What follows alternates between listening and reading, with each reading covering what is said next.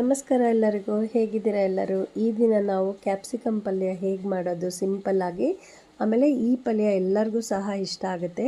ಸ್ವಲ್ಪ ಗ್ರೇವಿ ಥರ ಇರುತ್ತೆ. ಸೊ ನೀವು ಇದನ್ನು ಚಪಾತಿ ಜೊತೆ ಪೂರಿ ಜೊತೆನೂ ಸಹ ನೀವು ತಿನ್ಬೋದು. ಆಮೇಲೆ ಜೋಳದ ರೊಟ್ಟಿ ಈ ಥರ ಎಲ್ಲದರ ಜೊತೆನೂ ಸಹ ನೀವು ತಿನ್ನೋದಕ್ಕೆ ತುಂಬ ಟೇಸ್ಟಿಯಾಗಿರುತ್ತೆ. ಸೊ ಈ ಒಂದು ಈಸಿಯಾಗಿರುವ ಕ್ಯಾಪ್ಸಿಕಮ್ ಮೊದಲು ನಾನು ಕುಕ್ಕರಲ್ಲಿ ಸ್ವಲ್ಪ ಎಣ್ಣೆನ ಹಾಕ್ಕೊಂಡಿದ್ದೀನಿ. ಅದಾದಮೇಲೆ ಸಾಸಿವೆ, ಆಮೇಲೆ ಈರುಳ್ಳಿ, ಆಮೇಲೆ ಸ್ವಲ್ಪ ಟೊಮೊಟೊ ಹಾಕಿಬಿಟ್ಟು ಒಂದೊಂದಾಗಿ ನೀವು ಫ್ರೈ ಮಾಡಬೇಕಾಗುತ್ತೆ. ಸ್ವಲ್ಪ ಫ್ರೈ ಆದಮೇಲೆ ಇದಕ್ಕೆ ನೀವು ಖಾರದ ಪುಡಿ, ಉಪ್ಪು, ಅರಿಶಿಣ ಇದನ್ನೆಲ್ಲ ಹಾಕಬೇಕು.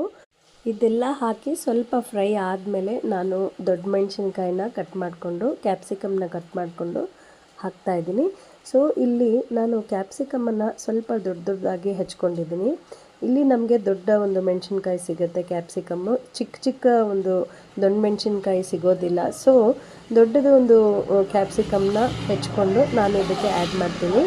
ಸೊ ಇಲ್ಲಿ ಅದನ್ನು ಆ್ಯಡ್ ಮಾಡೋಕ್ಕಿಂತ ಮುಂಚೆನೇ ನಾವು ಎಲ್ಲ ಒಂದು ಈರುಳ್ಳಿ ಆಮೇಲೆ ಟೊಮೊಟೊ ಚೆನ್ನಾಗಿ ಫ್ರೈ ಆದಮೇಲೆ ನಾವು ಆ್ಯಡ್ ಮಾಡ್ಕೊಳ್ಬೇಕಾಗತ್ತೆ. ಸೊ ಆವಾಗ ನಿಮಗೆ ತುಂಬ ಒಳ್ಳೆಯ ಟೇಸ್ಟ್ ಸಿಗುತ್ತೆ. ಸೊ ಇದೆಲ್ಲ ಫ್ರೈ ಆದಮೇಲೆ ಕ್ಯಾಪ್ಸಿಕಮನ್ನು ಆ್ಯಡ್ ಮಾಡ್ಕೊಳ್ಳಿ. ನಾನು ಸ್ವಲ್ಪ ಇದನ್ನು ದೊಡ್ಡ ಸೈಜಲ್ಲೇ ನಾನು ಹೆಚ್ಕೊಂಡಿದ್ದೀನಿ. ನಿಮಗೆ ಚಿಕ್ಕದಾಗಿ ನಿಮಗೆ ಕ್ಯಾಪ್ಸಿಕಮ್ಮು ಹೆಚ್ಕೊಳ್ಳೋಕ್ಕೆ ಇಷ್ಟ ಆಗುತ್ತೆ ಅಂದರೆ ನೀವು ಚಿಕ್ಕ ಚಿಕ್ಕ ಒಂದು ಪೀಸ್ಗಳನ್ನು ಮಾಡ್ಕೊಳ್ಳಿ. ಸೊ ಅದನ್ನು ನೀವು ಹಾಕ್ಕೊಂಡ್ಬಿಟ್ಟು ಸ್ವಲ್ಪ ಫ್ರೈ ಮಾಡಿ. ಇದನ್ನು ಸಹ ಇಲ್ಲಿ ನೀವು ಗಮನಿಸಬೇಕಾಗಿರೋದು, ಇದಕ್ಕೆ ಸ್ವಲ್ಪ ಎಣ್ಣೆ ಜಾಸ್ತಿ ಹಾಕ್ಕೊಂಡ್ರೆ ಚೆನ್ನಾಗಿರುತ್ತೆ ಟೇಸ್ಟು. ಇಲ್ಲ ನೀವು ಎಣ್ಣೆ ಕಡಿಮೆನೇ ಯೂಸ್ ಮಾಡ್ತೀರಾ ಮನೆಯಲ್ಲಿ ಅಂದಾಗ ನಿಮಗೆ ಎಷ್ಟು ಯೂಸ್ ಮಾಡ್ತೀರೋ ಅಷ್ಟು ಹಾಕ್ಕೊಳ್ಳಿ ಪಲ್ಯ ಮಾಡಬೇಕಾದ್ರೆ. ಸೊ ಇದೆಲ್ಲ ಹಾಕಿದ್ಮೇಲೆ ನೀವು ಸ್ವಲ್ಪ ಹೊತ್ತು ಮುಚ್ಚಿಡಬೇಕಾಗುತ್ತೆ ಇದನ್ನು. ಅದಕ್ಕಿಂತ ಮುಂಚೆ ಸ್ವಲ್ಪ ಇದಕ್ಕೆ ಮನೆಯಲ್ಲೇ ಮಾಡಿಕೊಂಡಿರುವಂತಹ ಧನಿಯಾ ಪೌಡರನ್ನು ನಾನು ಹಾಕ್ತಾಯಿದ್ದೀನಿ. ಇದನ್ನು ಒಳ್ಳೆಯ ಒಂದು ಫ್ಲೇವರ್ ಕೊಡುತ್ತೆ, ಆಮೇಲೆ ಆರೋಗ್ಯಕ್ಕೂ ಸಹ ಒಳ್ಳೆಯದು. ಕ್ಯಾಪ್ಸಿಕಮ್ ಬೇಗ ಮಕ್ಕಳಿಗೆ ಇಷ್ಟ ಆಗಲ್ಲ ತಿನ್ನೋದಕ್ಕೆ. ಸೊ ತಿನ್ನೋದಕ್ಕೆ ಮುಜುಗರ ಪಡ್ತಾರೆ, ಟೇಸ್ಟ್ ಸರಿ ಇಲ್ಲ ಅಂತಾರೆ.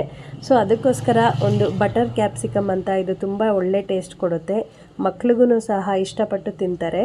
ಸೊ ಇದನ್ನು ನಾವು ಧನಿಯಾ ಆ್ಯಡ್ ಮಾಡಿದ್ಮೇಲೆ ಸ್ವಲ್ಪ ಫ್ರೈ ಆದಮೇಲೆ ನಿಮಗೆ ನೀರು ಎಷ್ಟು ಬೇಕು ಕನ್ಸಿಸ್ಟೆನ್ಸಿಯಲ್ಲಿ, ಅಂದರೆ ಗ್ರೇವಿ ತುಂಬ ಬೇಕು ಅಂದಾಗ ಸ್ವಲ್ಪ ನೀರು ಜಾಸ್ತಿ ಹಾಕ್ಕೊಳ್ಳಿ. ಇಲ್ಲ ಕ್ಯಾಪ್ಸಿಕಮ್ ಕುದ್ರೆ ಸಾಕು, ಮೆತ್ತಗಾದರೆ ಸಾಕು ಅಂತ ಇದ್ದಾಗ ಒಂದು 1/2 ಕಪ್ ಹಾಕ್ಕೊಂಡ್ರೂ ಸಾಕು ಚಿಕ್ಕ ಲೋಟದಲ್ಲಿ. ಸೊ ಅಷ್ಟು ಹಾಕ್ಕೊಂಡ್ಮೇಲೆ ನಾನು ಇವಾಗ ಇದಕ್ಕೆ ಪುಟಾಣಿ ಹಿಟ್ಟನ್ನು ಹಾಕ್ತಾಯಿದ್ದೀನಿ. ಸೊ ನಾನು ಒಂದು 2 ಸ್ಪೂನ್ ಹಾಕ್ತಾಯಿದ್ದೀನಿ. ನಿಮಗೆ ರುಚಿಗೆ ತಕ್ಕಷ್ಟು ಎಷ್ಟು ಬೇಕು ಅಂತ ಹಾಕ್ಕೊಳ್ಳಿ. ಅಂದರೆ ತುಂಬ ಕ್ಯಾಪ್ಸಿಕಮ್ ದೊಡ್ಡ ಮೆಣಸಿನ್ಕಾಯಿ ತುಂಬ ಇದೆ, ಒಂದು 5-6 ಯೂಸ್ ಮಾಡ್ತಾ ಇದ್ದೀರಾ ಅಂದಾಗ ಒಂದು 3 ಸ್ಪೂನ್ ಮೇಲೆ ನೀವು ಪುಟಾಣಿ ಹಿಟ್ಟನ್ನು ಹಾಕ್ಕೊಳ್ಬೇಕಾಗತ್ತೆ. ಆಗ ನಿಮಗೆ ಗ್ರೇವಿ ಚೆನ್ನಾಗಿ ಸಿಗುತ್ತೆ. ಸೊ ಇಲ್ಲಿ ಕುದಿಬೇಕಾದ್ರೆ ಅದೇ ಸ್ವಲ್ಪ ನೀರು ಬಿಡುತ್ತೆ ಇದು ಕ್ಯಾಪ್ಸಿಕಮ್ಮು. ಸೊ ಇಲ್ಲಿ ನೀರು ಬಿಟ್ಟಾದಮೇಲೆ ನೋಡಿಕೊಂಡು ನಿಮಗೆ ನೀರು ಬೇಕು ಅಂದರೆ ಸ್ವಲ್ಪ ಹಾಕ್ಕೊಳ್ಳಿ, ಇಲ್ಲ ಅಂದರೆ ನೀರನ್ನು ಹಾಕ್ಕೊಳ್ಳೋಕ್ಕೆ ಹೋಗಬೇಡಿ. ಈಗ ಕುದಿಯುತ್ತಿರುವ ಕ್ಯಾಪ್ಸಿಕಮ್ಗೆ ನೀವು ಬಟರನ್ನು ಆ್ಯಡ್ ಮಾಡಬೇಕಾಗುತ್ತೆ. ನಾನು ಇಲ್ಲಿ ಚಿಕ್ಕ ಸ್ಪೂನಲ್ಲಿ 1 ಸ್ಪೂನಷ್ಟು ಬಟರನ್ನು ಹಾಕ್ಕೊಳ್ತಾ ಇದ್ದೀನಿ. 2 ಸ್ಪೂನಷ್ಟು ಬಟರ್ ಹಾಕ್ಕೊಂಡ್ರೂ ಸಹ ತುಂಬ ಒಳ್ಳೆಯ ಟೇಸ್ಟ್ ಕೊಡುತ್ತೆ. ಸೊ ಇದನ್ನು ಹಾಕಿದ್ಮೇಲೆ ಬಟರನ್ನು ಸ್ವಲ್ಪ ಕಲಸಿ ಆದಮೇಲೆ ಸ್ವಲ್ಪ ಹೊತ್ತಾದಮೇಲೆ ಕುದಿ ಬರುತ್ತೆ. ಕುದಿ ಹತ್ತಿದ ಮೇಲೆ ನೀವೇನು ಮಾಡಬೇಕು ಅಂದರೆ ಈ ಒಂದು ಕುಕ್ಕರ್ ಮುಚ್ಚಳವನ್ನು ಹಾಕಿಬಿಟ್ಟು ನೀವು 1 ವಿಸಲ್ ಹೊಡೆಸಿದ್ರೂ ಸಹ ಸಾಕು, ಚೆನ್ನಾಗಾಗುತ್ತೆ ಈ ಒಂದು ಪಲ್ಯ. ಸೊ 1 ವಿಸಲ್ ಆದಮೇಲೆ ಸ್ವಲ್ಪ ಹೊತ್ತಾದಮೇಲೆ ನೀವು ಕುಕ್ಕರನ್ನು ಓಪನ್ ಮಾಡಿ ನೋಡಿದ್ರೆ ಕ್ಯಾಪ್ಸಿಕಮ್ ಪಲ್ಯ ತುಂಬ ರುಚಿಯಾಗಿ ರೆಡಿಯಾಗಿರುತ್ತೆ.